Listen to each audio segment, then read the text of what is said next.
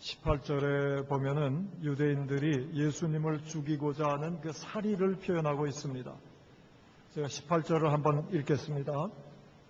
유대인들이 이로 말미암아 더욱 예수를 죽이고자 하니 이는 안식일을 범할 뿐만 아니라 하나님을 자기의 친아버지라 하여 자기를 하나님과 동등으로 삼으심이로라. 예수님께서 안식일을 범한 것만 해도 박해와 죽음을 자초한 것이었습니다. 그런데 그것에 대해서 설명하실 때 17절에 설명을 하시는데요. 내 아버지께서 이제까지 일하시니 나도 일한다. 고 얘기하셔서 예수님이 자신을 하나님과 동등한 위치에 올려놓는 그런 발언을 하셨어요. 이것은 유대인들 눈에는 죽어마땅한 것이었습니다. 분명히 이 17절 말씀, 내 아버지께서 이제까지 일하시니 나도 일한다는 말씀은 예수님이 자신을 하나님 아버지와 동등한 위치에 놓으신 것으로 보입니다. 여러분의 생각은 어떠세요? 예수님께서 자신을 하나님 아버지와 동등한 위치에 놓았다고 생각하십니까? 오늘 이 본문 말씀은 어렵게 생각하면은 한없이 어려운 말씀입니다. 평생을 두고 연구하고 노력해도 속 시원한 얘기를 풀어내기 쉽지 않은 얘기입니다. 원래 성경이라는 것은 성경을 이해라는 관점에서 보면은 성경은 두 가지 성격을 동시에 가지고 있습니다. 양면성을 가지고 있어요.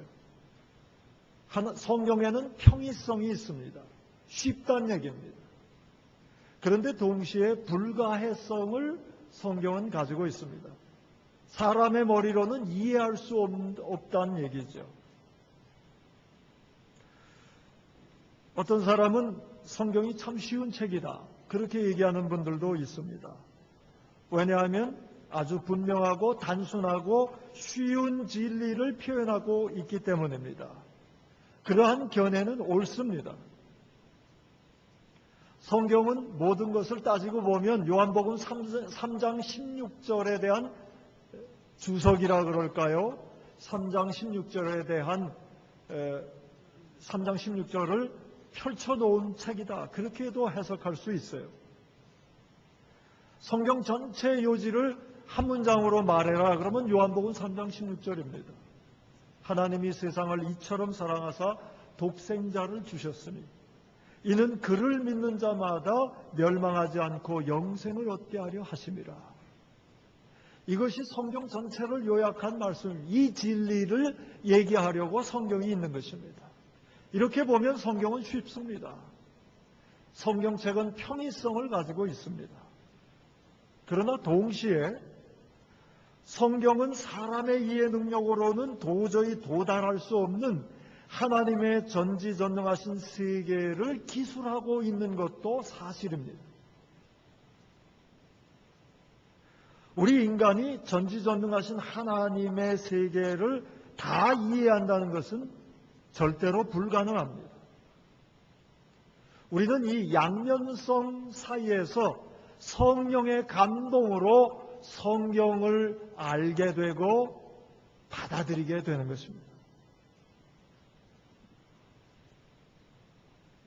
유대인들은 안식일에 예수님께서 내 아버지께서 이제까지 일하시니 나도 일한다는 말씀을 듣고, 예수님께서 하신 말씀을 듣고 사람인 예수가 하나님과 동등됨을 주장한다고 해석해서 예수가 신성모독죄를 범했다고 판단했습니다.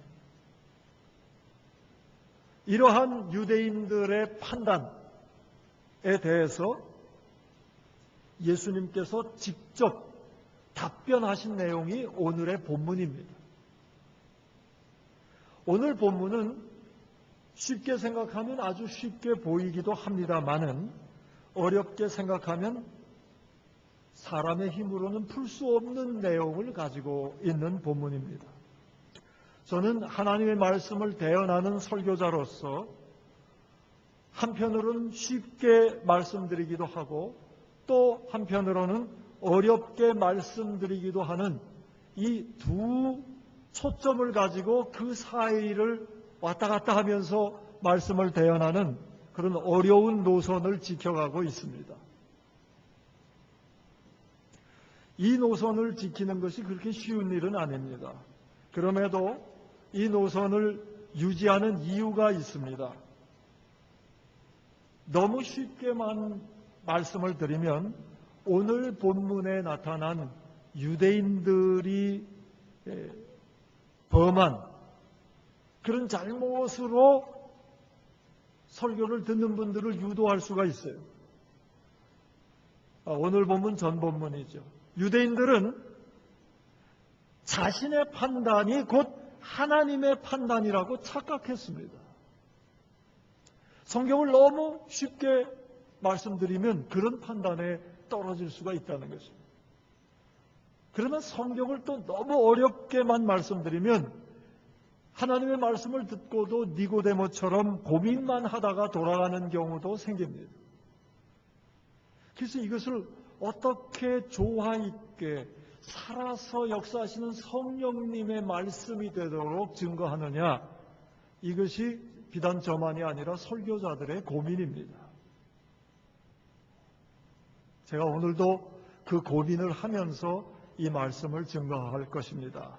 그러기 전에 여러분 어떻습니까? 예수님께서 유대인들의 고소죠, 일종의. 유대인들의 고소에 대해서 직접적으로 답변하신 그 내용이 오늘의 본문인데 이해가 되십니까?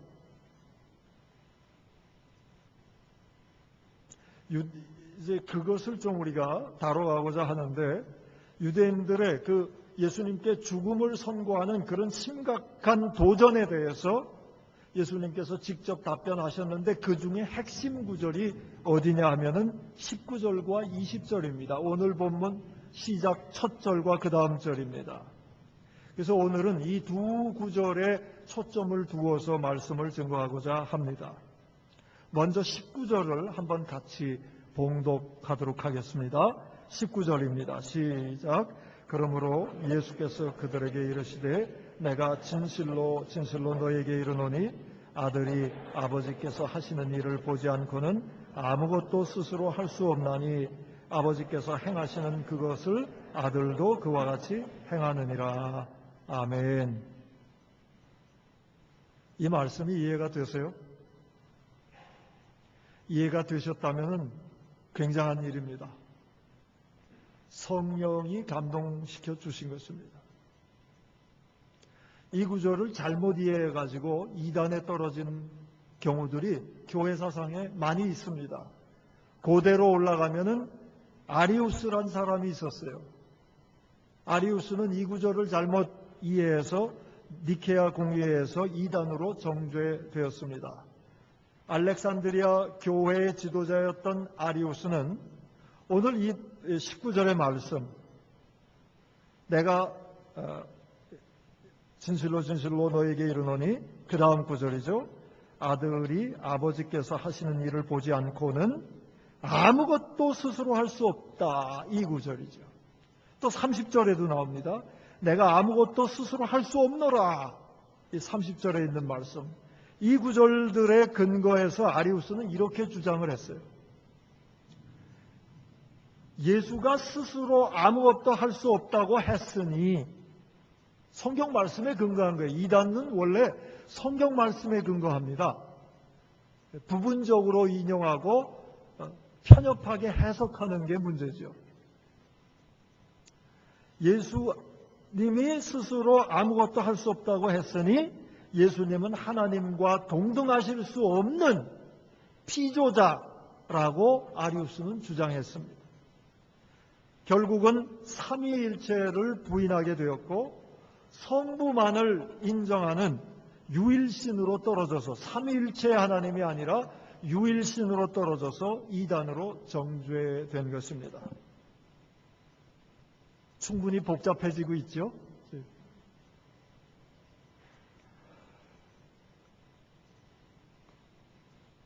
예수님을 성부 하나님 밑에다가 놓는 가르침은 성경적이지 않습니다. 오늘날도 있어요. 여호와의 증인 같은 것이 그렇습니다. 삼위일체를 부인하는 가르침은 잘못된 것입니다. 예수님은 삼위일체 하나님의 한 위로서 성부와 동등하십니다. 하지만 성부와 성자가 동일하지는 않습니다. 이러한 사실에서 우리 이해에 어려움이 발생합니다. 이제 이것을 좀 풀어가고자 하는데 일단은 오늘 본문 전체를 한번 훑어보고 다시 19절과 20절로 돌아와서 말씀을 드리도록 하겠습니다. 20절까지 19절과 20절을 남겨두고 21절부터 우리가 잠깐 주목하는데요. 21절과 22절을 우리 성도님들께서 눈으로 한번 좀 빨리 읽어주시길 바랍니다. 21절과 22절입니다. 무엇에 관한 말씀입니까? 21절과 22절. 한 단어로 얘기하라면 무엇에 관한 말씀입니까? 심판에 관한 말씀입니다. 궁극적으로 예수님께 전적인 심판의 권세가 있다는 것을 21절과 22절이 얘기하고 있습니다. 23절은 무엇에 관한 말씀입니까? 역시 눈으로 한번 읽어주시길 바랍니다. 23절은 예수님께서 경배받으실 권세를 가지고 계시다는 것을 얘기하고 있습니다. 하나님과 같이 경배받으실 권세가 있다는 말씀이 23절입니다. 24절에서 26절까지는 무엇에 관한 말씀입니까? 24절에서 26절. 이렇게 핵심을 찾아내려면 어떤 단어가 반복되는가를 보시면 빨리 찾으실 수 있습니다. 24절, 25절, 26절은 생명에 관한 말씀이죠. 예수님께 생명의 권세가 있다는 말씀입니다. 이제 마지막으로 27절, 28절, 29절, 27절에서 29절까지는 무엇에 관한 말씀인지를 한번 또 보시길 바랍니다. 무엇에 관한 말씀입니까? 21절과 22절에서 얘기한 심판에 관한 말씀입니다. 예수님께 심판의 권세가 있다는 것을 부연해서 말씀해 주는 것이 27절에서 29절까지의 말씀입니다. 이렇게 오늘 본문 말씀 21절에서 29절까지를 살펴보면 심판의 권세, 경배받으실 권세, 생명의 권세에 있어서 예수님은 아버지 하나님과 동등되다는 표현을 하고 있는 것입니다. 그런데 문제가 있어요. 문제는 이러한 예수님의 말씀의 시작과 끝부분이 문제예요. 모두에 말씀드린 것입니다. 19절과 30절에 보면 예수님께서 분명히 내가 아무것도 스스로 할 수 없노라고 말씀하고 계십니다. 그러면 이제 어려운 작업은 거의 끝났습니다. 그러면 예수님이 아버지 하나님과 동등하다는 말씀입니까? 그렇지 않다는 말씀입니까? 어떻게 생각하세요? 여기부터는 성령의 감동하심이 필요합니다. 성령의 감동하심이 있으면 우리는 성자 예수 그리스도와 성부 하나님이 19절과 30절이 있음에도 불구하고 동등하신 분이라고 쉽게 고백할 수가 있습니다. 그러나 성령의 인도함이 없으면 그것을 쉽게 설명하기도 어렵고 쉽게 이해하기도 어렵습니다. 고백은 둘째치고 이해하기가 어렵습니다. 여튼 지금까지 어려운 얘기를 드렸으니 지금부터는 이제 쉬운 방향으로 말씀의 방향을 잡아볼까 합니다. 그러나 정말 쉬워질지는 저도 모릅니다. 성령의 감동을 기대하시면서 성령의 인도하심을 기대하시면서 말씀을 들어주시기를 바랍니다. 어떤 한 단어나 한 문장에 매이지 마시고 전반적인 흐름이 어떤가를 주목하시면 되겠습니다. 이 19절과 30절에 같은 말씀이 있어요. 내가 아무것도 스스로 할 수 없노라. 여기에 우리가 얼핏 보면 모순이 되는, 서로 상충되는 이 예수님의 말씀을 풀 수 있는, 그 문을 열 수 있는 그런 키워드가 있는데요. 19절, 30절에서 발견할 수 있는 키워드, 핵심 단어가 무엇일 것 같습니까? 그 키워드는 순종입니다. 하나님을 향한 전적인 성자 예수 그리스도의 순종, 이것이 키워드입니다. 그것으로 모든 문제의 문을 열고 풀 수가 있습니다. 예수님은 온전한 인간이셨습니다. 인간이셨어요. 그러나 온전히 하나님 아버지께 순종하셨습니다. 온전한 인간이셨지만 순종을 통해서 하나님과 온전한 일치를 이루셨다는 말씀입니다.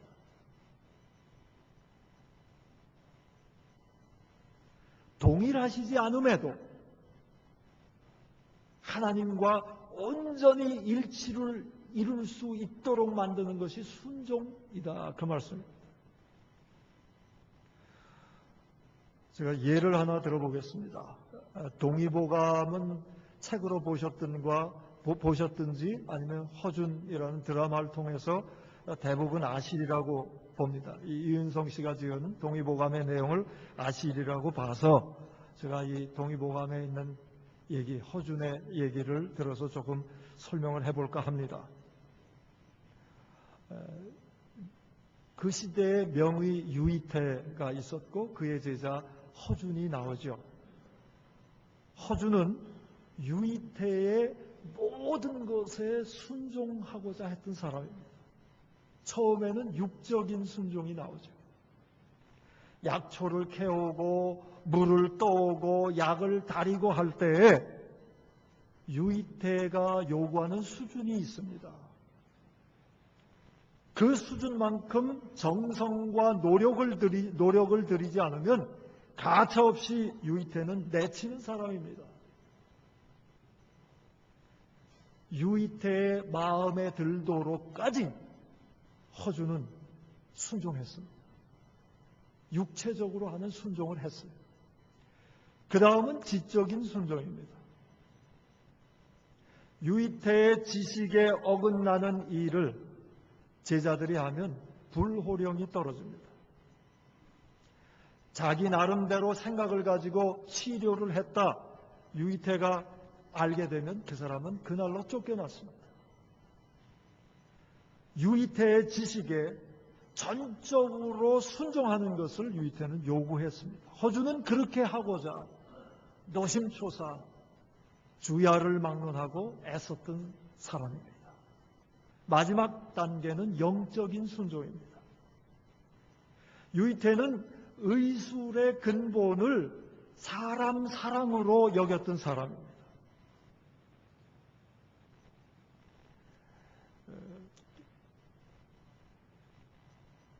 도지하고 유이태의 아들 도지하고 허준이 같이 그건 과거라고 그러지 않고 뭐라 그러죠? 어이가 되기 위해서 시험 보러 갔죠. 시험 보러 갔는데 막 죽어가는 사람이 있었죠. 아픈 사람이 있었죠. 유이태의 아들 도지는 그 사람을 외면하고 시험을 보러 가서 급제했습니다. 합격됐어요. 허준은 그 사람들의 요청을 뿌리치지 못하고 그 가난한 사람들의 그 고통을 뿌리치지 못하고 돌봐주다가 시험을 못 보게 됐죠.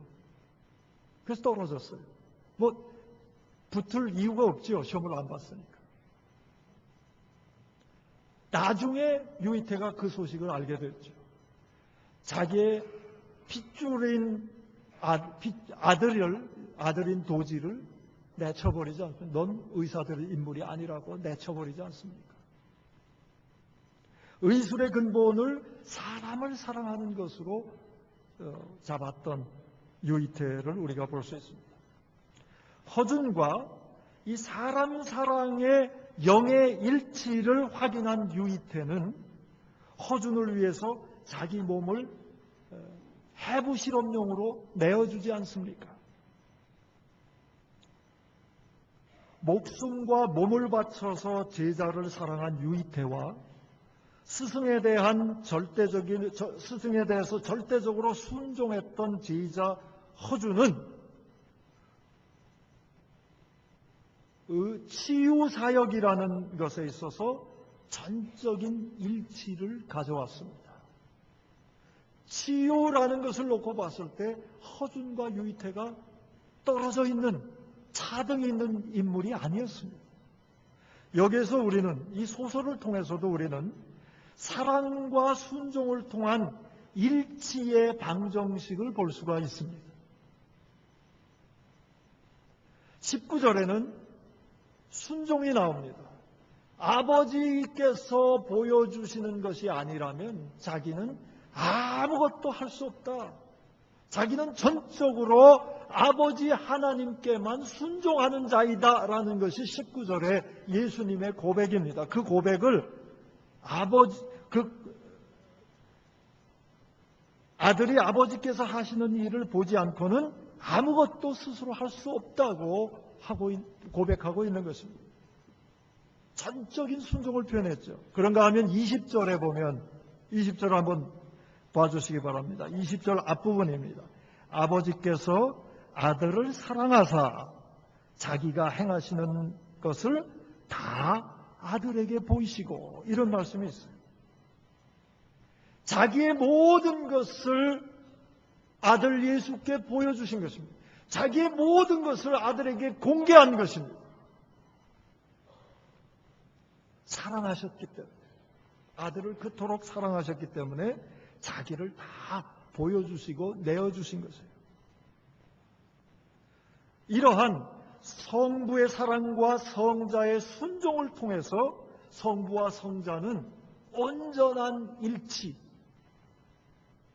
동등한 위치에 올라갈 뿐만 아니라 서로 뗄 수 없는 일치를 가져오게 되었던 것입니다. 성부와 성자의 일치는 동적인 것입니다. 사랑과 순종이라는 개념이 아니라 전신으로 사랑하고 전신으로 모든 것으로 순종한 동적인 일치인 것입니다. 정적인 개념의 유의가 아닙니다. 우리 인간은 여기에 한계가 있어요. 우리 인간은 무언가를 판단하게 되면 실제로 판단의 대상을 고정화시킵니다. 심하게 얘기하면 죽입니다. 제가 여러분 중에 누구를 이름을 불러서 생각한다면 그것은 그 이름을 불리킨 사람 그 자체는 아닙니다. 이미 제 머릿속에서 재단되고 고정화되어서 화석화된 개념일 뿐입니다. 이게 인간의 한계예요. 인간은 성령의 역사하심 없이는 그 한계를 뛰어넘지 못합니다. 성부와 성자의 일치는 인간의 개념으로 설명하거나 짐작할 수 있는 것이 아닙니다. 사랑의 역동성과 순종의 역동성에 의해서 지금도 살아서 역사하시는 것이 성부와 성자의 일치인 것입니다. 우리는 이러한 온전한 성부와 성자의 일치를, 그 극치를 겟세마네와 십자가에서 볼 수가 있습니다. 예수님은 온전한 인간이셨어요. 그래서 자기 뜻이 있었습니다. 자기 감정이 있었어요. 한 인간으로서 예수님은 죽음의 잔을 피하고 싶었습니다. 히브리에서 보면 예수님은 다른 인간과 동일하게 생각 정도가 아니라 체휼하신다 그랬어요. 연약함을 체휼하신다 그랬어요. 시험을 받으신다 그랬습니다. 체휼이라는 것은 몸으로 경험한다는 뜻이에요. 예수님은 인간으로서 자기의 뜻과 느낌이 있었지만은 그러나 자기 뜻대로 하지 않고 아버지의 뜻대로 하시라고 기도한 곳이 겟세마네입니다. 전적인 하나님을 향한 전적인 순종을 간구했던 것이 겟세마네 기도입니다. 예수님께서는 온전한 인간이셨기, 완전히 인간이셨기 때문에 인간을 향한 사탄의 최후의 무기, 최후의 유혹을 그대로 받으셨어요. 사탄이 우리를 유혹하고 최후로 마지막으로 힘쓰는 것은 죽음입니다. 예수님은 죽음을 회피하라는 유혹을 받으셨던 것입니다. 십자가상에서도 받으셨어요. 그렇지만 자기의 뜻대로 하지 않으시고 아버지의 뜻대로 순종하셨습니다. 전적으로 아버지의 100% 아버지의 뜻에 순종하셔서 죽음으로 죽음을 이기시는 신비를 보여주신 것입니다. 죽음의 권세를 아버지의 뜻에 순종함으로 이기셨습니다. 여러분, 죽음을 이기면 다 이긴 겁니다. 이 세상에 죽음보다 더 우리를 짓누르는 세력은 없습니다. 죽음을 깨뜨리시는 하나님의 권세가 그리스도의 순종을 통해서 그리스도에게로부터 온전히 드러난 것이 부활입니다. 그래서 예수님은 하나님과 동등하게 생명의 권세와 경배받을 권세와 심판의 권세를 가지시게 된 것입니다. 우리는 그리스도를 단번에 믿음으로 단번에 구원을 받습니다. 그리고 우리는 그리스도를 날마다 순종함으로 날마다 그리스도의 능력을 받습니다. 우리의 순종의 도가 깊어지면 깊어질수록 우리에게는 하나님의 놀라우신 능력이 임하게 됩니다. 우리가 믿음을 고백하면서도 능력 없이 살아가는 이유가 무엇인가? 순종하지 않기 때문입니다. 지적으로만 동의하기 때문입니다. 때로는 감정으로만 감상적으로 느끼기 때문입니다. 지와 정만 가지고는 온전한 하나님의 능력을 체험할 수가 없게 됩니다. 온전한 믿음은 지정의가 함께 있어야 합니다. 의지적으로 중심에서 나를 밀어내고 그리스도를 받아들이게 될 때 우리의 보좌 위에 그리스도를 앉으시도록 할 때에 그래서 보좌 위에 앉으신 그리스도께 전적으로 순종할 때에 그렇게 일치를 이룰 때에 그리스도의 능력이 우리의 능력이 되는 것입니다. 이 극치를 조금도 차등 없는 극치를 예수님께서는 순종을 통해서 보여주신 것입니다.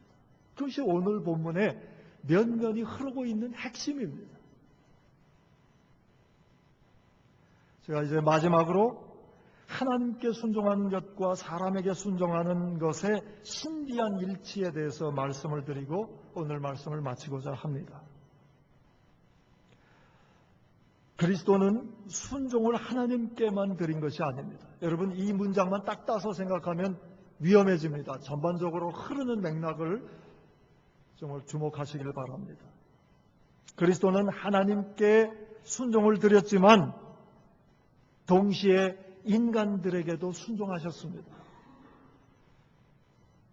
더 정밀하게 얘기한다면 하나님께 순종하는 것이 인간에게 순종하는 것으로 표현되었다고 말할 수 있습니다. 인간에게 순종하는 것이 결국은 하나님께 순종하는 것이 되는 신비가 우리 신앙 세계에 펼쳐지는 것입니다. 그리스도의 고난은 하나님께 순종함으로 생긴 것이지만 동시에 인간에게 순종함으로 겪으신 고난입니다.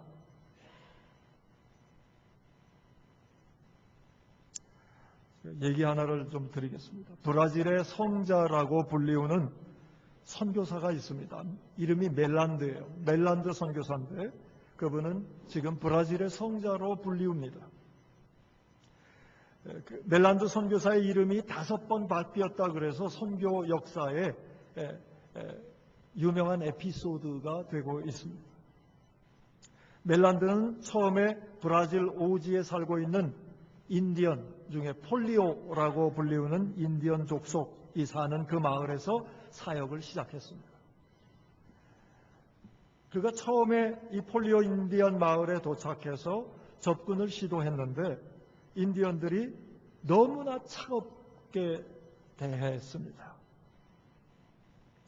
자기의 이름을 가르쳐 줬는데도 멜란드라고 부르지 않고 인디언들은 그저 백인이라고 불렀습니다.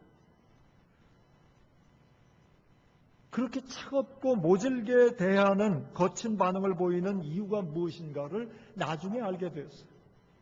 이 멜란드 선교사가 오기 전에 오랜 동안 백인들이 그 마을 사람들을 핍박하고 그 인디언들을 핍박하고 그 마을을 착취했던 그 나쁜 경험이 이 인디언들에게 있었기 때문입니다. 인디언들은 멜란드 선교사를 향해서 태도를 거칠게 했을 뿐만 아니라 일부러 의도적으로 멜란드 선교사에게 무리한 요구를 많이 했습니다. 멜란드 선교사는 그들의 무리한 요구를 그저 순종하며 묵묵히 의료사역을 펼쳐갔습니다. 어느 정도 시간이 지나자 어느 사이인가 멜란드 선교사의 이름, 백인이란 이름이 조금 변화되었습니다.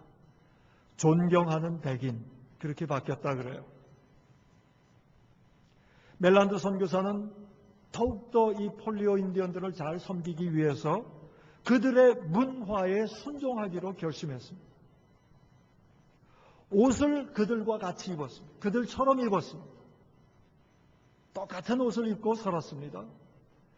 언어를 바꿨습니다. 말을 열심히 배워서 똑같은 언어를 구사했습니다. 그리고 음식도 바꿨습니다. 그들이 먹는 음식 재료를 그대로 사용하고 그들이 요리하는 그 방법을 그대로 사용해서 똑같은 음식을 먹었습니다. 그리스도께서 우리 인간의 모습으로 순종한 본을 따르기로 한 것입니다. 그러자 폴리오 인디언들은 멜란드 선교사를 또 다른 말로 부르기 시작했습니다. 백인에서 존경하는 백인에서 이번에는 백인 인디언, 그렇게 부르기 시작했어요. 감이 오죠? 어떻게 변화되고 있는가? 백인 인디언이라고 바꿔 불렀습니다. 그러던 어느 날 부상당한 어린 인디언 소녀의 발을 멜란드 선교사가 무릎을 꿇고 정성껏 씻어주고 있었습니다. 그 모습을 본 인디언들은 더 이상 백인 인디언이라고 멜란드 선교사를 부르지 않고 하늘의 천사라고 부르기 시작했다고 합니다. 자신들에게 전적으로 순종하기까지 자신들을 사랑한 멜란드 선교사를 통해서 많은 인디언들이 세상을 사랑하사 자기를 버리시고 인간의 모습으로 오셔서 인간의 문화와 요구에 순종해 주신 예수님을 알게 되고 예수님을 믿게 되었다고 합니다. 지금은 멜란드 선교사의 5번째 이름, 브라질의 성자라고 불리웁니다. 여러분, 하나님을 향한 순종이 인간을 향한 순종과 직결되어 있는 것입니다. 우리 예수님이 그러셨어요.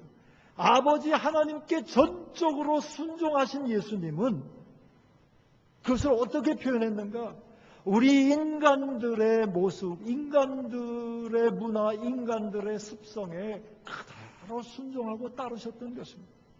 나사렛에서 태어나셔서 가난한 문화에 순종하셨고 나사렛 말을 썼고 나사렛 옷을 입고 나사렛 음식을 드셨습니다. 그렇게 순종하셨어요. 종의 하나님과 동등된 본체이신 예수 그리스도께서 그것을 취할 것으로 여기지 아니하시고 종의 형체를 가져 죽기까지 순종하신 분이 예수님. 하나님께 순종하는 것은 사람에게 순종하는 것으로 표현되는 것입니다. 표현할 수 있는 것입니다. 하나님께 전적으로 순종함으로 얻어지는 하나님의 능력, 그 능력은 사람에게 전적으로 순종함으로 발휘되는 것입니다. 그래서 이 세상에는 그렇게 하나님께 전적으로 순종하고 그 능력을 입어 사람에게 순종하는 그곳에는 순종하는 자나 순종을 받는 자나 하나님의 놀라운 생명의 권세가 작동하게 되는 것입니다. 이것이 겟세마네와 십자가의 비밀이요 부활의 신비인 것입니다. 여러분, 하나님을 향한 순종의 도가 깊어질수록 우리는 하나님의 능력을 받게 됩니다. 그 능력으로 사람에게 순종할수록 내 표대에 어긋난 사람일지라 하더라도 사랑하기 때문에 하나님께서 사랑하시는 존재라는 것을 인정하기 때문에 하나님께 받은 사랑을 하나님께 받은 능력으로 순종으로 표현해 줄 때 모두가 다 하나님의 생명의 권세에서 사는 놀라운 하나님의 생명의 신비가 있게 되는 것입니다. 이것이 사순절에 우리가 묵상할 것이요, 이것이 사순절에 우리에게 주시고자 하시는 하나님의 은혜인 것입니다. 여러분, 하나님께 전적으로 순종함으로 하나님과 일치를 이루며 능력을 받으시길 바랍니다. 이제는 내가 산 것이 아니요 내 안에 그리스도가 사신 것이라 고백이 저절로 나올 수 있기를 축원합니다. 그 능력으로 사도 바울과 같은 선언을 할 수 있기를 바랍니다. 고린도후서 4장 5절에 보면 사도 바울은 이상한 얘기를 합니다. 우리가 우리를 전파하는 것이 아니다. 우리가 전파하는 것은 예수가 우리의 주 되신 것과 한 가지가 더 있어요. 예수가 우리의 주 되신 것과 주인에게는 종은 순종하는 거예요. 근데 그것만 전파하는 게 아니에요. 그 다음 구절이 있어요. 그 예수 때문에 우리가 너희의 종된 것을 전파하노라. 고린도후서 4장 5절에 그렇게 기록하고 있습니다. 이 비밀을 아는 사람이 하나님의 능력을 받게 됩니다. 이 비밀을 아는 사람이 하나님의 생명을 세상에게 전해줄 수 있게 됩니다. 이 생명의 신비, 생명의 권세, 순종함으로 받는 저와 여러분 될 수 있기를 축원합니다. 기도하겠습니다.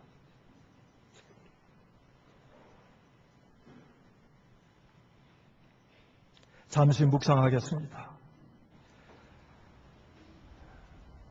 하나님께 순종, 정말 예수님처럼 하나님으로부터 본 것이 아니면 아무것도 순종할 수 없다고 하는 그런 전적인 순종, 정말 사모합니다.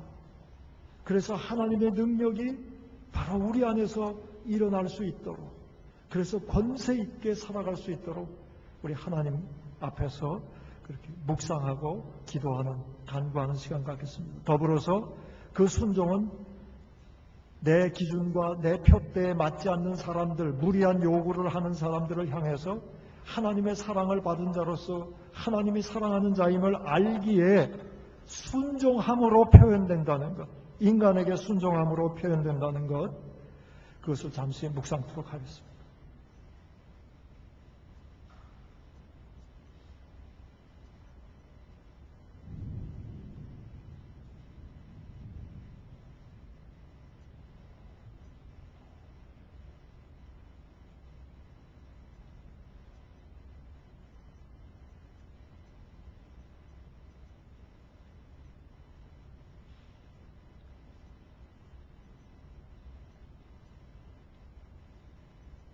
하나님, 우리를 불쌍히 여겨 주옵소서. 우리는 사람들이 나에게 순종하기를 바라며 살아왔습니다. 하나님마저도 나에게 순종해 주기를 바라는 욕심으로 가득 찬 자기중심적인 생활을 한 것을 오늘 말씀을 통해서 깨닫게 됩니다. 하나님, 우리를 이런 참으로 능력 없는 어둠의 세계에서 건져 주시옵소서. 전적으로 하나님께 순종하는 것이 오히려 하나님의 권세를 받는 길임을 깨달아 알게 해 주시옵소서. 그리스도를 본받아 특별히 이 사순절 기간 그리스도의 순종을 몸에 새길 수 있도록, 우리 생각과 행동에 새길 수 있도록 성령님 우리를 주장하시고 인도해 주시옵소서. 내가 순종하기보다 나에게 순종해 주기를 바라서 서로가 어려움을 겪고 있는 사람들이 있다면 아버지 하나님, 그리스도를 본받아 먼저 순종할 수 있는 용기와 능력을 베풀어 주시옵소서. 그리하여 하나님의 생명의 권세가 생각과 삶과 육체의 온 핏줄에 흐를 수 있도록, 그리하여 함께 주께서 주시는 영원한 생명력으로 이 땅을 살아갈 수 있도록 은혜 베풀어 주시옵소서. 진리를 알았으니 진리를 따라 순종하는 지혜로운 자들 다 되게 하여 주시기를 간절히 소원하며 우리 주 예수 그리스도의 이름으로 기도하옵나이다. 아멘.